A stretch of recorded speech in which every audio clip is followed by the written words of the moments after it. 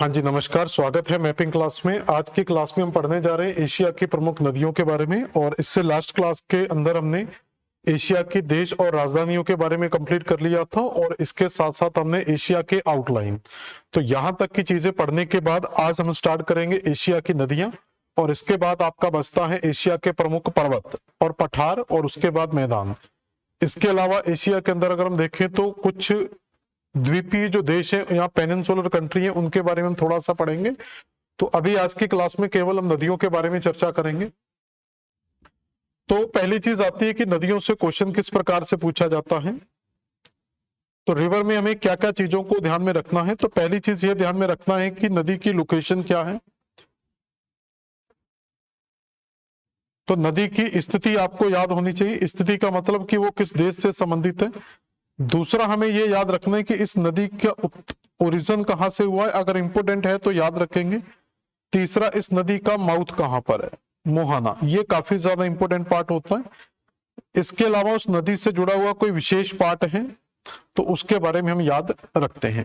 तो कोई भी जब हम नदी पढ़ेंगे तो नदी के उत्पत्ति कहां से हुई है, नदी का मोहाना कहां पर है, वो नदी किस देश या पर्टिकुलर किस स्थान की नदी है, और उस नदी पर कौन सा शहर बना हुआ है, कौन सा औद्योगिक क्षेत्र बना हुआ है, किस देश की राजधानी उस नदी पर स्थित है, नदी की विशेषता क्या है, वो छोटी नदी है या लंबी नदी है। इस तरीके से विशेष पॉइंट आपसे पूछे जाते हैं।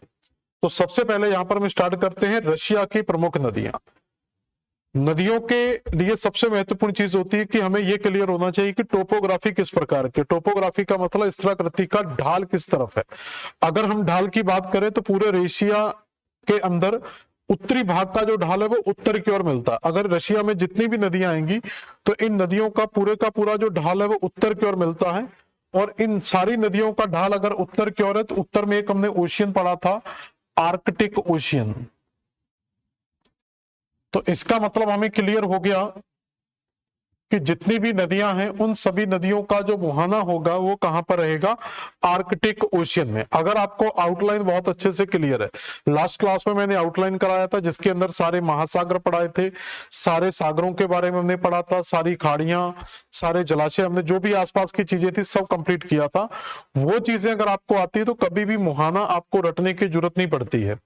तो देखें, तो सबसे पहले रशिया के अंदर जाएंगे तो रशिया के अंदर जो सबसे पहले नदी मिलती है उसको कहा जाता है ओब नदी। तो अब आपको ओब नदी के बारे में याद रखना है। तो ओब नदी की पहले तो लोकेशन याद रखेंगे कि ओब नदी रशिया की सबसे महत्वपूर्ण नदी है।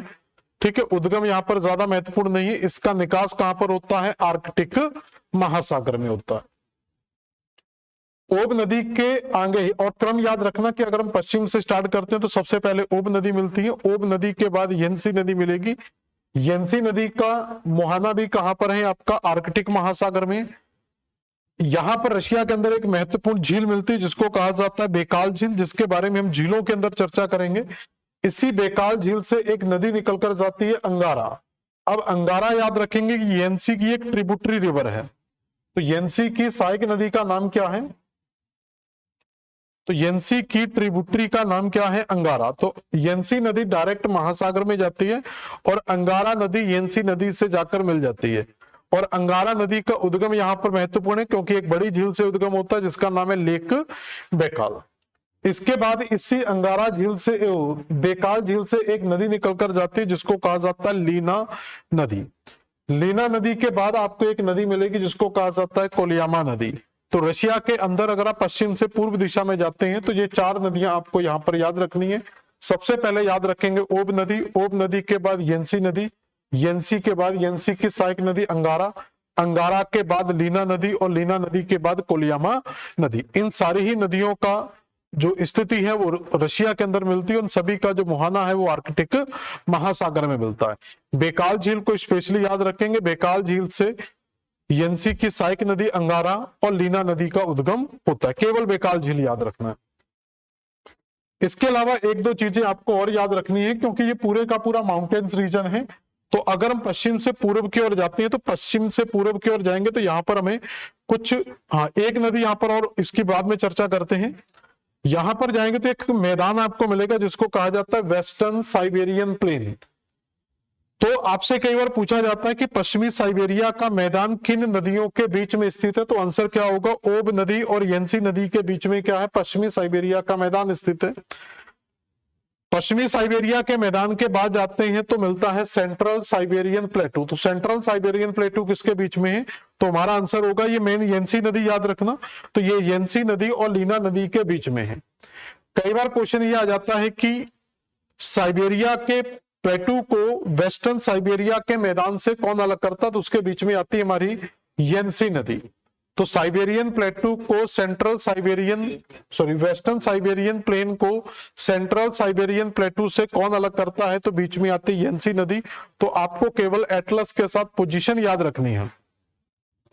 अगर आप पोजीशन याद रखते हैं तो ये कोई भी पॉइंट आपको रटना नहीं पड़ेगा। ओब नदी की पोजीशन याद रख लो, उसके बाद साइबेरियन प्लेन की याद रख लो, उसके बाद साइबेरियन पठार याद रख लो।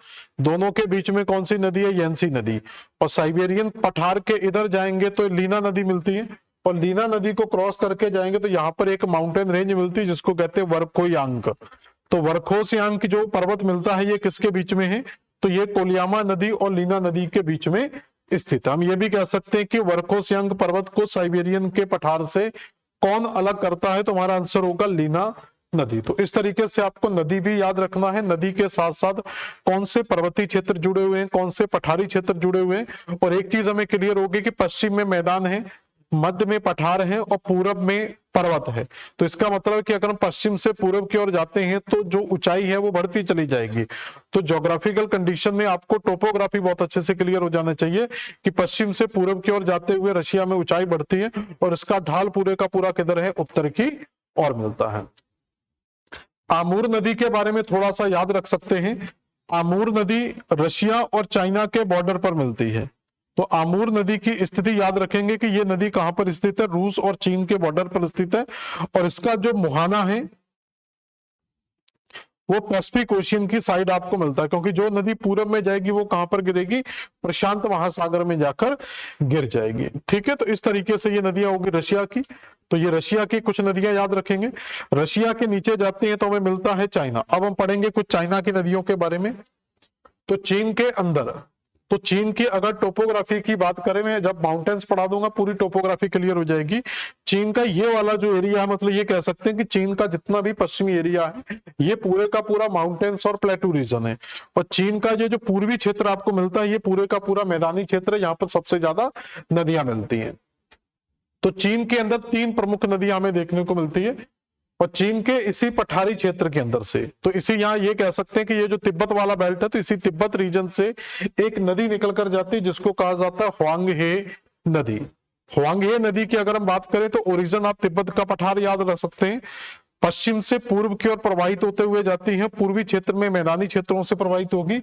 और इस नदी के मुहाने की अगर हम बात करें तो याद होगा मैंने आउटलाइन के अंदर यहाँ पर एक आपको खाड़ी पढ़ाई थी, गल्फ ऑफ पोहाई। और ये पोहाई किसका सब डिवीजन है, पीले सागर का। तो येलो सी का ही सब डिवीजन मिलता है पोहाई। तो मुहाने में आप 2-3 चीजें याद रख सकते हैं कि ह्वांगहे नदी का मुहाना कहां पर है। तो पहला आंसर दे सकते हैं कि पोहाई की खाड़ी में, दूसरा आंसर दे सकते हैं येलो सागर के अंदर है, तीसरा आंसर हम दे सकते हैं कि पैसिफिक ओशियन के अंदर है। जब हम इस नदी के मुहाने की बात कर लेंगे, और ओरिजिन आप तिब्बत वाला बेल्ट याद रखेंगे, यहां पर तिब्बत क्षेत्र से निकल कर आती है, यहीं पर छोटे छोटे माउंटेन्स मिलते हैं।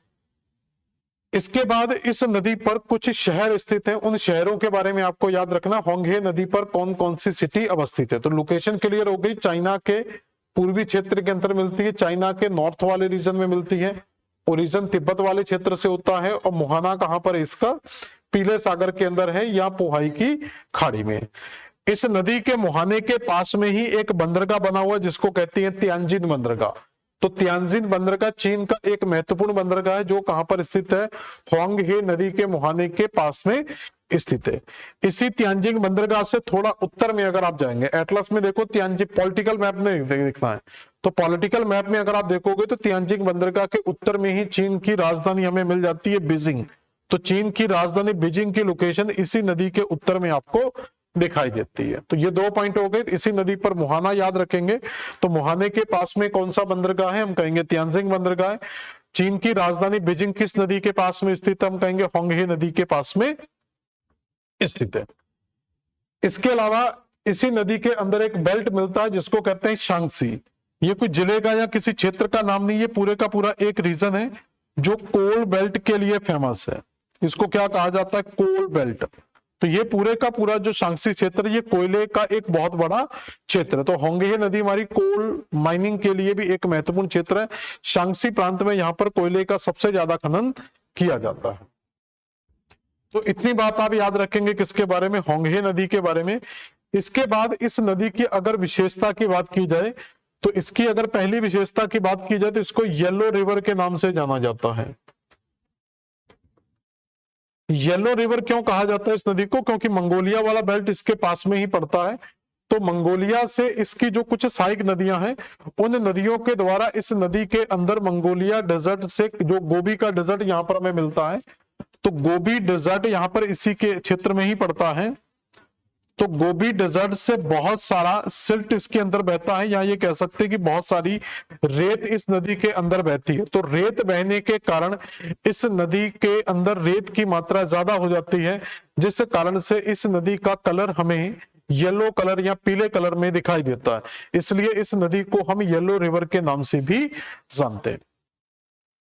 दूसरी विशेषता की अगर हम बात करें तो इसको चीन का शोक भी कहा जाता है। तो चीन का शोक इसलिए कहा जाता है क्योंकि अत्यधिक मार्ग परिवर्तित करने के कारण, जैसे कोसी नदी को बिहार का शोक हम कहते हैं, उसी प्रकार से इस नदी को चीन का शोक कहा जाता है, क्योंकि बाढ़ की संभावना इस नदी के अंदर हमें सबसे ज्यादा देखने को मिलती है। दूसरी विशेषता है। तीसरी विशेषता की बात करें तो ये दूसरी सबसे बड़ी नदी है। तो चीन की दूसरी सबसे बड़ी नदी की अगर हम बात करें तो वो है होंगहे नदी, चीन की दूसरी सबसे बड़ी नदी है। ठीक है, 3 पॉइंट याद रखेंगे। पीली नदी के नाम से जाना जाता है, इसको चीन का शोक कहा जाता है, और अगला पॉइंट याद रखेंगे, इसे चीन की दूसरी सबसे बड़ी नदी के नाम से जाना जाता है। इसके बाद एक नदी आपको मिलेगी जिसको कहा जाता है यांगची रिवर।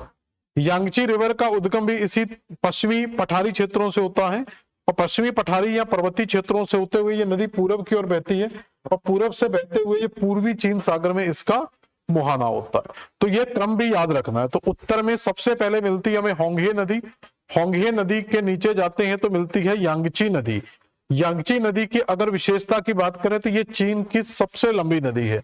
तो चीन की सबसे लंबी नदी का नाम है यांगची, और चीन की दूसरी सबसे लंबी नदी का नाम क्या है? होंगहे नदी। अब इस नदी के ऊपर कुछ शहरों की बात करें तो इसी नदी के मुहाने के पास में एक शहर स्थित है जिसको कहा जाता है शंघाई। चाइना का सबसे बड़ा पोर्ट यहां पर मिलता है, शंघाई। मोस्ट इंपोर्टेंट पोर्ट मिलेगा यहां पर चाइना का, जिसका नाम क्या है? शंघाई। और इसको चीन का मैनचेस्टर भी कहा जाता है। मैनचेस्टर का मतलब यहाँ पर वुलन वगैरह का प्रोडक्शन काफी ज्यादा होता है, इसलिए चीन का मैनचेस्टर किसे कहा जाता है? शंघाई को कहा जाता है। और एक बहुत बड़ा इंडस्ट्रियल रीजन भी यहाँ पर मिल जाता है। इसी के थोड़ा अंदर जाएंगे तो आपको एक जगह मिलेगी वुहान। ये आयरन इंडस्ट्री के लिए फेमस है। तो चीन का मैनचेस्टर कहा जाएगा शंघाई को, सबसे बड़ा शहर भी है और सबसे बड़ा बंदरगाह भी है। और वुहान की बात करें तो ये किसके लिए फेमस है? आयरन इंडस्ट्री के लिए प्रसिद्ध है। तो आयरन इंडस्ट्री के लिए कौन फेमस है? वुहान। और शंघाई को क्या बोलते हैं? मैनचेस्टर। तो ये 2 पॉइंट इसके याद रखेंगे। और विशेषता क्या याद रखेंगे कि ये चीन की सबसे लंबी नदी है। तो ये 2 नदियां हो गई, पहले होंगहे नदी, उसके बाद यांगची नदी। यांगची नदी के दक्षिण में जाएंगे तो एक छोटी सी नदी मिलती है जिसका नाम है सिक्यांग नदी। और सिक्यांग नदी भी पश्चिम से पूर्व की ओर बहती है और साउथ चाइना सी में इसका मुहाना होता है। इसी के मुहाने के पास में एक छोटी सी सिटी स्थित है जिसका नाम है ग्वांगजू। हांगकांग करके एक यहाँ पर छोटा सा बंदरगाह मिलता है, एक द्वीप कह सकते मिलता है, उसी के पास में स्थित है ग्वांगजू। और ग्वांगजू पोर्ट काफी ज्यादा न्यूज में चर्चा में बना रहता है, कॉमनवेल्थ गेम भी यहाँ पर हो चुके हैं। तो इस तरीके से कुछ रशिया की नदियां याद रखेंगे, 3 नदियां आपको याद रखेंगे चाइना की। तो चाइना का पूरा जो पूर्वी क्षेत्र है ये आपका मैदानी क्षेत्रों के लिए प्रसिद्ध है। इसके बाद आगे बढ़ते हैं साउथ ईस्ट एशिया में। यहां पर याद रखेंगे ये चाइना वाला बेल्ट है। चाइना के नीचे एक देश मिल जाता है जिसको कहते हैं वियतनाम। तो चीन के नीचे एक छोटी सी कंट्री है वियतनाम। तो चाइना के क्षेत्र से नदी निकल कर आती है और वियतनाम से होते हुए प्रशांत महासागर की ओर जाती है। तो इस नदी को कहा जाता है होंग नदी, या इसी नदी को कह दिया जाता है रेड नदी। तो होंग नदी या रेड नदी का उद्गम चाइना से होता है, और ये नदी किस देश की प्रमुख नदी है, तो हम कहेंगे वियतनाम की प्रमुख नदी है। इस नदी का मुहाना अगर आपसे पूछा जाए तो यहां पर मिलती है टोंकिन की खाड़ी। तो इस नदी का मुहाना कहां पर होता है, टोंकिन की खाड़ी में। इसी नदी के मुहाने के पास में, या ये कह सकते हैं इसी नदी के तट पर वियतनाम की राजधानी हनोई अवस्थित है। तो वियतनाम की राजधानी हनोई किस नदी के तट पर स्थित है, होंग या रेड नदी के तट पर स्थित है। इसके बाद अगर हम देखें तो दक्षिण पूर्व एशिया में सबसे बड़ी और सबसे प्रमुख नदी जो हमें मिलती है वो है मेकांग नदी। मेकांग नदी डेन्यूब नदी के बाद, आपने एक यूरोप के अंदर नदी का नाम सुना होगा, डेन्यूब नदी। हम आगे जाके यूरोप के अंदर चर्चा करेंगे डेन्यूब नदी की। डेन्यूब नदी की अगर हम बात की जाए तो विश्व में सबसे अधिक देशों में बहने वाली नदी है डेन्यूब नदी, जिसे ग्रीन रिवर के नाम से भी जाना जाता है। वो यूरोप के अंदर हम लोग चर्चा करेंगे। इसी प्रकार से दक्षिण पूर्व एशिया में सबसे अधिक देशों में बहने वाली नदी है मेकांग नदी। इसको मीनाम के नाम से भी जाना जाता है, या ये कह सकते हैं डेन्यूब के बाद अगर कोई नदी सबसे ज्यादा देशों में बहती है तो वो है हमारी मेकांग या मेनाम नदी। इसलिए इसको सेकंड डेन्यूब के नाम से जाना जाता है। तो इसको क्या कहते हैं, विश्व की दूसरी डेन्यूब, या एशिया की डेन्यूब, या दक्षिण पूर्व एशिया की डेन्यूब के नाम से जाना जाता है। और दक्षिण पूर्व एशिया की ये सबसे बड़ी नदी है। अब इस नदी का उद्गम जो है वो चाइना से होता है। तो ये नदी कहां से ऑरिजिनेट होती है, चाइना से। चाइना से निकलने के बाद इसमें दूसरी कंट्री जो मिलती है वो है म्यांमार। तो चीन से निकलने के बाद ये नदी प्रवेश करेगी म्यांमार में। म्यांमार के बाद ये नदी इंटर करती है थाईलैंड के बॉर्डर में, और थाईलैंड के बाद लाओस में, और लाओस के बाद थाईलैंड के साथ बॉर्डर बनाते हुए प्रवेश कर जाती है कंबोडिया में, और कंबोडिया के बाद ये लगा हुआ देश पूरे का पूरा वियतनाम है, और लास्ट में ये नदी प्रवेश कर जाती है वियतनाम में। तो इस नदी का संबंध नंबर 1 चाइना में, दूसरा नंबर म्यांमार, तीसरा लाओस, चौथा थाईलैंड, पांचवा कंबोडिया और छठवां वियतनाम। तो डेन्यूब नदी कम से कम 10 देशों में बहती है। ये नदी 6 से 7 देशों में प्रवाहित होती है। ठीक है, देखें जरा इस नदी के बारे में। तो ये हमें मिल जाती है पूरी की पूरी मेकोंग नदी, या इसको मेनाम नदी भी कह देते हैं, या मेकोंग ही याद रखना, मेनाम नहीं याद रखना, वो शायद छाओ प्राया का नाम है, आप मेकोंग याद रखेंगे। तो मेकोंग नदी पर पहला देश कौन सा मिलेगा, चाइना। दूसरा देश मिलेगा म्यांमार, तीसरा जो देश है वो है थाईलैंड, चौथा देश मिलता है लाओस, और पांचवा देश मिल जाता है कंबोडिया, और छठवां देश मिल जाता है यहाँ पर वियतनाम। और मुहाना की बात करें तो इस नदी का मुहाना कहां पर है, साउथ चाइना सी के अंदर मुहाना। तो उद्गम चाइना से होगा, 6 देशों से प्रवाहित होते हुए जाएगी। मुहाना कहां पर होगा, दक्षिण चीन सागर में। इसी नदी के तट पर अगर हम देखें तो लाओस की राजधानी वियंतियान, तो लाओस की राजधानी वियंतियान किस नदी के तट पर स्थित है, तो हम कहेंगे मेकांग नदी के तट पर स्थित है। इसके अलावा कंबोडिया की राजधानी नोम पेन भी मेकोंग नदी के तट पर स्थित है। तो 2 देशों की राजधानियां, लाओस की राजधानी वियंतियान और कंबोडिया की राजधानी नोम पेन किस नदी के तट पर है, हम कहेंगे मेकोंग नदी के तट पर स्थित है। इस नदी के मुहाने के पास में जो वियतनाम के अंदर हमें मिलता है, तो इस नदी के मुहाने के पास में वियतनाम की एक छोटी सी सिटी मिलती है जिसको कहा जाता है हो ची मिन सिटी। तो हो ची मिन सिटी कहां पर स्थित है, तो ये सिटी भी वियतनाम में मेकोंग नदी के तट पर स्थित है। क्लियर हुआ इतना। तो 3 पॉइंट याद रखेंगे, वियतनाम, लाओस की राजधानी वियंतियान इस नदी के तट पर स्थित है, कंबोडिया की राजधानी नोम पेन इसी नदी के तट पर स्थित है, और वियतनाम के शहर हो ची मिन सिटी भी इसके तट पर स्थित है। इसलिए हम ये कह सकते हैं कि ये नदी चीन से निकलने के बाद Myanmar, Cambodia, Laos, Thailand, Vietnam से होते हुए दक्षिणी चीन सागर के अंदर गिरती है। इस नदी पर कंबोडिया की राजधानी नोमपेन, लाओस की राजधानी वियंतियान और वियतनाम की सिटी हो ची मिन सिटी अवस्थित है। इस नदी की विशेषता के बारे में हम बता चुके हैं कि इसको विश्व की दूसरी डेन्यूब या दक्षिण पूर्व एशिया की डेन्यूब कहा जाता है, और ये दक्षिण पूर्व एशिया की सबसे लंबी नदी भी है और इसको दक्षिण पूर्व एशिया का चावल का कटोरा भी कहा जाता है, rice bowl of south east Asia. किसे कहेंगे? मेकोंग नदी को। इसके अलावा अब देखो दक्षिण पूर्व एशिया की सभी देशों की लगभग राजधानियां में क्लियर हो गई। तो वियतनाम की राजधानी हनोई रेड नदी के तट पर स्थित है। लाओस की राजधानी वियंतियान मेकोंग नदी के तट पर स्थित है। कंबोडिया की राजधानी नोमपेन मेकोंग नदी के तट पर स्थित है। अब बसता हमारा थाईलैंड। थाईलैंड के अंदर एक नदी मिलती है छाओ फ्राया, ठीक है, यहां पर नाम नहीं आया, मैं लिख दे रहा हूं, इसको कहा जाता है छाओ फ्राय, इसको मेनाम भी बोल देते हैं। ये नदी है मेनाम, जिसकी मैं बार बार चर्चा कर रहा था, और इसी को छाओ फ्राया भी बोल देते हैं।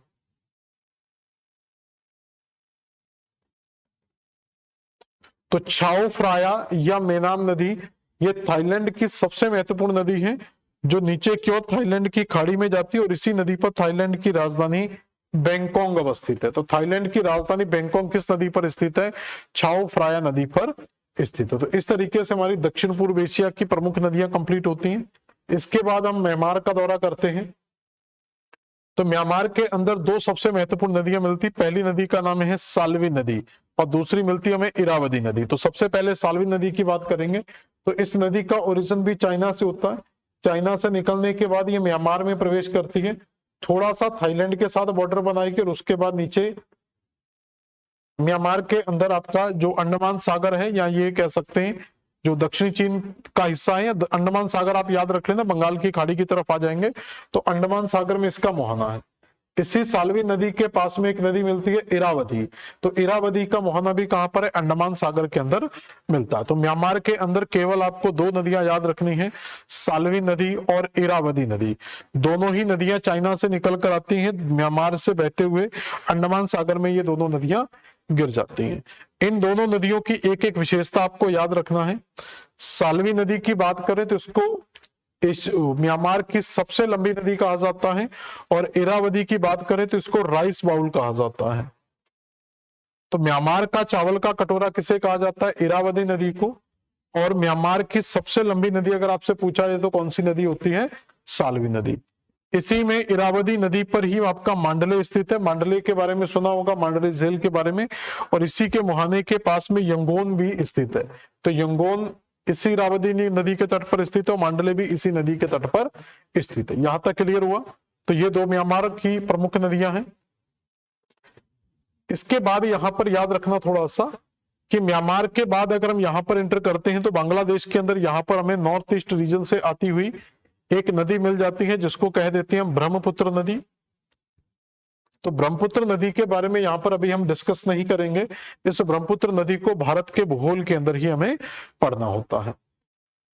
इस तरफ से अगर हम देखें तो भारत से कुछ और नदियां भी आ जाती हैं, जिसमें आपकी गंगा प्रमुख नदी है। तो गंगा नदी के बारे में हम इंडिया में पढ़ेंगे, और इसी गंगा का जो पश्चिम बंगाल में विभाजन होता है, जिसको हुगली के नाम से जानते हैं।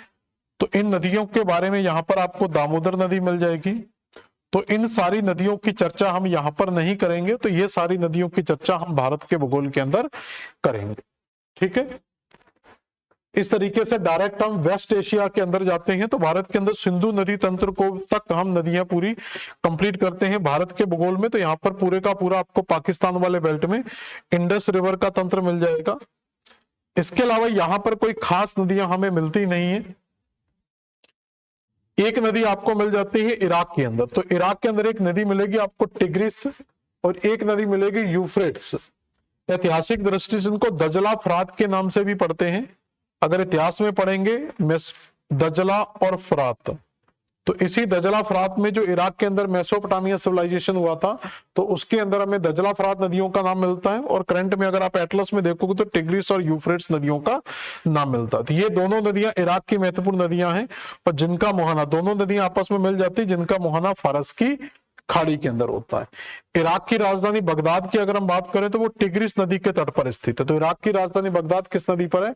टिग्रिस नदी के तट पर स्थित है, ठीक है। इसके अलावा यहाँ पर जॉर्डन नदी मिल जाती है हमें। यहाँ पर जाएंगे तो छोटी सी नदी है, जॉर्डन के नाम से ही जॉर्डन नदी मिल जाती है। वो आपको अभी जरूरत नहीं है, जब मैं आपको फिलिस्तीन वगैरह के बारे में हम कभी चर्चा करेंगे, तो वहां पर आपको इजराइल फिलिस्तीन वगैरह की क्या समस्या है, वहां पर जॉर्डन नदी के बारे में हम अलग से चर्चा कर लेंगे। बहुत छोटी सी नदी है, लेकिन वो कन्फ्लिक्ट के साथ आपको पढ़नी होती है। तो इस तरीके से यहां तक हुआ हमारा एशिया की प्रमुख नदियां। बाकी के इन देशों में कोई खास नदी हमें मिलती नहीं है। तो एशिया की नदियां हमने पूरी कंप्लीट कर ली है। तो सिर्फ आपको 2-3 चीजें याद रखना है।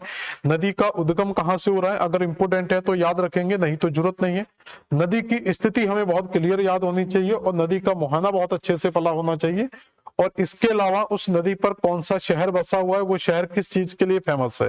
अगर कोई औद्योगिक क्षेत्र है तो औद्योगिक क्षेत्र याद होना चाहिए, अगर कोई बंदरगाह है तो हमें बंदरगाह भी क्लियर होना चाहिए। ठीक है, तो ये नदियों का चैप्टर आपका कंप्लीट होता है। अगली क्लास के अंदर हम नदियों के बाद माउंटेन्स की चर्चा करेंगे, और माउंटेन्स के बाद हम लेक्स की चर्चा करेंगे, और उसके बाद हम कुछ द्वीपीय देशों के बारे में, जैसे जापान हो गया, इंडोनेशिया हो गया, फिलीपींस हो गया, जो द्वीपीय देश है उन द्वीपीय देशों के बारे में चर्चा करेंगे। तो आज की क्लास में इतना ही रखते हैं। धन्यवाद।